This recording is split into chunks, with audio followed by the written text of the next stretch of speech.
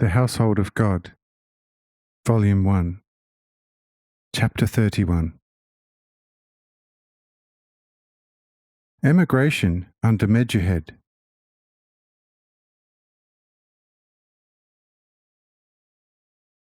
Before they all dispersed, Medjuhed still spoke to them briefly, saying, "Brothers, listen to me carefully, for I have to tell you something of great importance. You saw the man standing on the ledge of the great cliff high in the mountains. You heard the thunderous sound of his voice, and also noticed the great light enveloping him, which frightened us so much that, driven by our great fear, we ran and ran until we arrived in our familiar neighborhood. You have heard him mention the to us well-known thousand-fold hyena. You also heard his warning of 77-fold retaliation, and finally heard his shocking threat of the columns of fire. Now judge for yourselves what can be done under these circumstances. If we allow him to live, he will soon do to all of us as he unscrupulously did to his brothers. But if we take revenge, we have to face 77-fold retaliation with fire from above. Thus we find ourselves now between two lethal alternatives. Whether we do one or the other, certain death awaits us.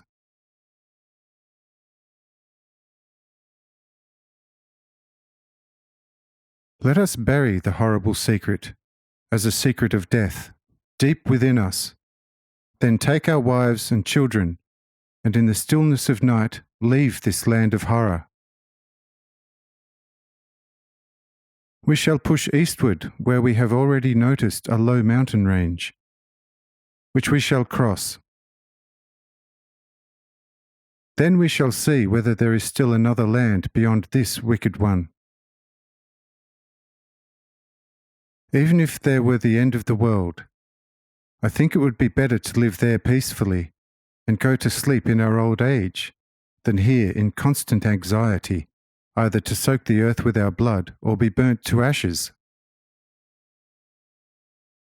For the giant on the ledge also said, "Do not look towards the city of Enoch, but to yourselves and to God, who is a faithful deliverer of those who look up to him at all times, in their happiness as well as in their misery,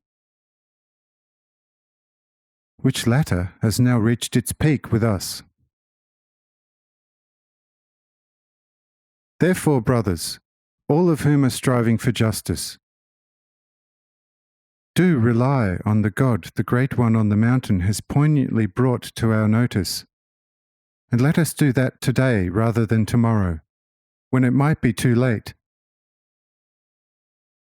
So take heart, trust in God, and let us tomorrow already greet the sun there near the distant mountain range.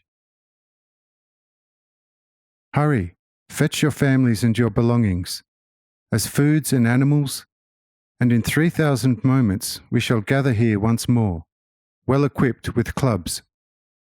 Amen."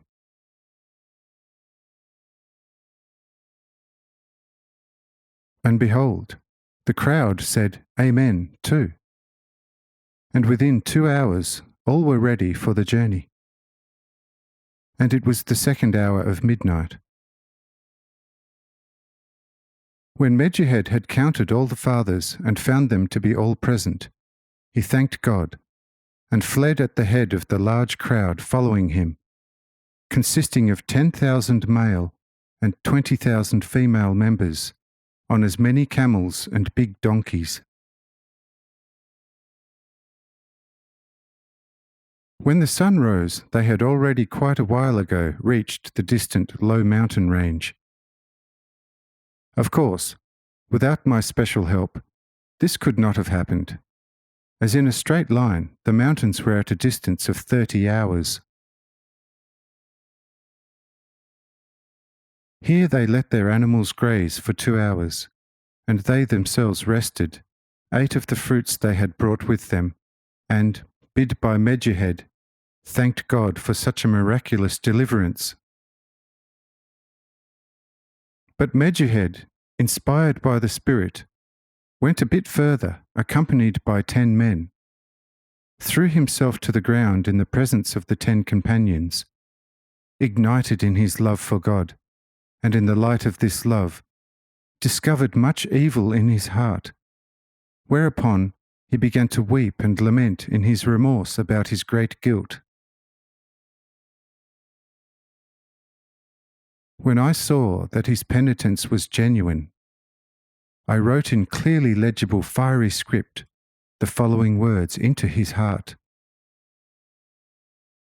Medjuhed, rise in the face of my great mercy. You are saved with all those who have followed you here, moved by your loving care. But here you cannot and must not stay long, let alone remain. You see this gorge stretched towards the east, and the little river flowing in that direction. Follow it with the crowd for 70 days, until you come to a great expanse of water. Rest there also for 70 days, and then come again in your heart to me, as you did today, and I will show you the way how to cross the waters to a distant, great land, where you shall be safe without bloodshed from the persecution and cruelty of Lamech, the fratricide. And when you are hungry, you may eat of all the fruits you will find in plenty on your way, and drink the good water of the river, which will lead you to the great water. And do remember your great God, who is sublime beyond all creation, and think that I have a people on this earth to whom I am a holy, loving Father. When this earth flowed from my great fatherly heart like a dewdrop, and the sun as a tear of mercy from my all-seeing eyes, oh, then you were still my children. You little crowd, seek to become through love what you once were before the earth carried a wicked race, and the great sun up there burned out of my grace. But now, set off and go in my name. Amen. And behold, Medjuhed repeated these words aloud to the people, and was deeply moved, and so were the people through him. And they quickly rose and did exactly in accordance with my revealed will. When, after a journey of 70 days, Medjuhed had, as predestined, reached the shore of the great water of the earth, now called by you the Pacific Ocean, which near the shore, partly also in deeper places, appeared yellowish, but to far distances shone blue, owing to the mixture of colours at the bottom, a rich content of copper salt, and the rays of the sun refracting therein. He and his people camped along the shore in a region abundant in fruit, exactly where I wanted them to be.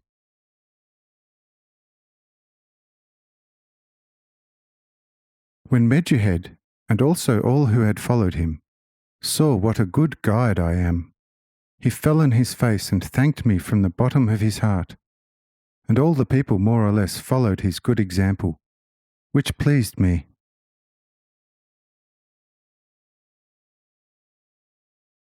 After having thanked me, Medjuhed, deeply moved in his heart by my great mercy, rose, looked at the thankful crowd still lying on the ground, and began to weep for joy over my great mercy, which had saved the lives of so many, and restored golden freedom to the ones who for such a long time had lived in harsh servitude, and had now found a place of rest, rich in food, and secure under my protection.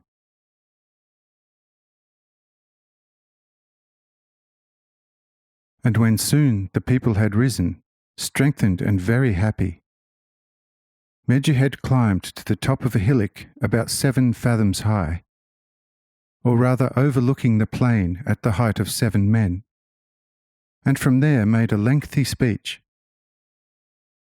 This was placed into his heart from above, and he spoke not one word more or less than he was given. And thus was a good preacher in my name for the people who needed light and love. And the words of his lengthy speech were as follows: Brothers, look up to me and listen with open ears and hearts to the words I will be speaking to all of you at the inner bidding of God. For they are of the greatest importance. Listen. God, the Most High, has miraculously liberated us from the murderous hands of Lamech, and has faithfully guided us here to the end of the world. For all of you can see the end of the earth and beginning of the great waters. Look at the land, how beautiful it is, as if it had come to the earth from the high heavens, and every one of us would gladly remain here permanently, if that were possible or allowed. However, this is not God's will, and we may remain here only for 70 days. For during this time Lamech's cruel army, led by Tartahar, will spy out our whereabouts, and woe betide anyone who might fall into their cruel hands. He would be torn to pieces like a lamb by the tiger. Therefore, the Lord, in his great mercy, has shown me here a place where we must go, and where we shall find ready for us tools similar to those given to his great children who dwell on the earth's mountains. Thereby we shall recognize that he wants to be, and will become, our Father too, if we willingly submit to his exceedingly great love, which so far has cared for us so wonderfully as even the best fatherly heart could not have done, even if it possessed the greatest abundance.